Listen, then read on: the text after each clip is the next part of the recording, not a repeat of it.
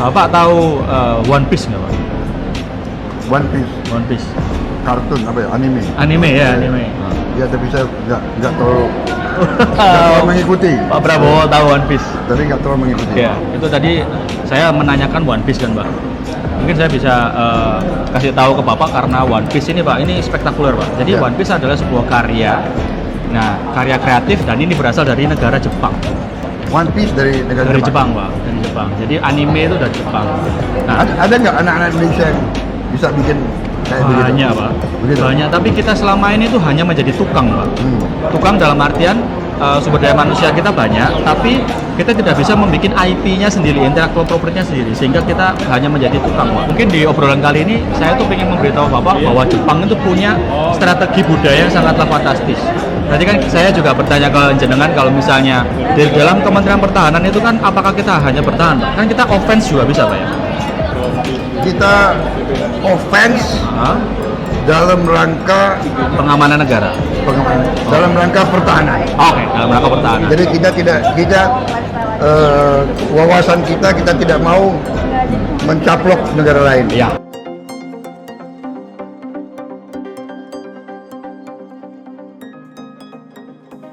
Berbagai upaya dilakukan Capres guna menarik simpati anak muda, menonton hingga mengobrol soal anime One Piece jadi salah satu caranya.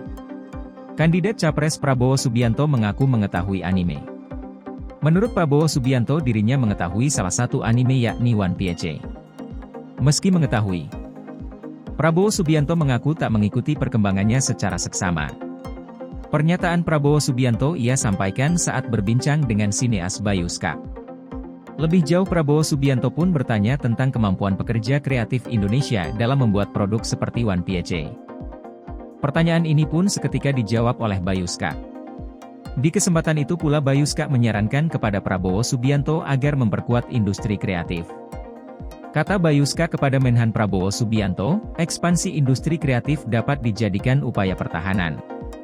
Seperti halnya yang dilakukan oleh Jepang dan Korea Selatan di mana hasil karya kreatif tersebar di seluruh dunia dan dapat menjadi alat diplomasi kebudayaan.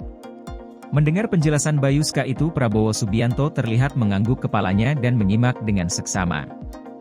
Diketahui One Piece merupakan salah satu anime yang menjadi favorit anak muda.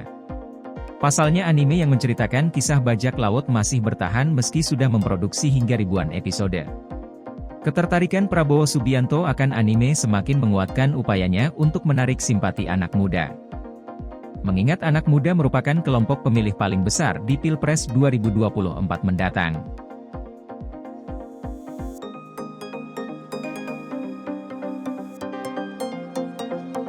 Pak, Bapak tahu One Piece nggak, Pak? One Piece, One Piece. kartun apa ya, anime. Anime ya, anime.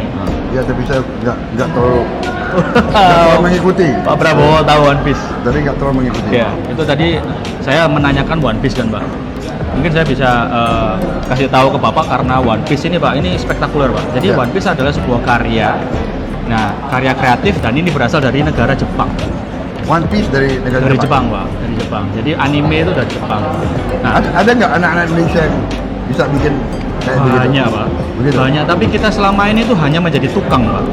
Tukang dalam artian sumber daya manusia kita banyak, tapi kita tidak bisa membuat IP-nya sendiri, intellectual property-nya sendiri, sehingga kita hanya menjadi tukang, Pak. Mungkin di obrolan kali ini saya tuh ingin memberitahu Bapak bahwa Jepang itu punya strategi budaya yang sangatlah fantastis. Tadi kan saya juga bertanya ke jenengan kalau misalnya di dalam Kementerian Pertahanan itu kan apakah kita hanya bertahan, Pak? Kan kita offense juga bisa, Pak, ya? Kita offense dalam rangka Pengamanan negara. dalam rangka pertahanan. Oke, dalam rangka pertahanan. Jadi kita wawasan kita tidak mau mencaplok negara lain. Ya.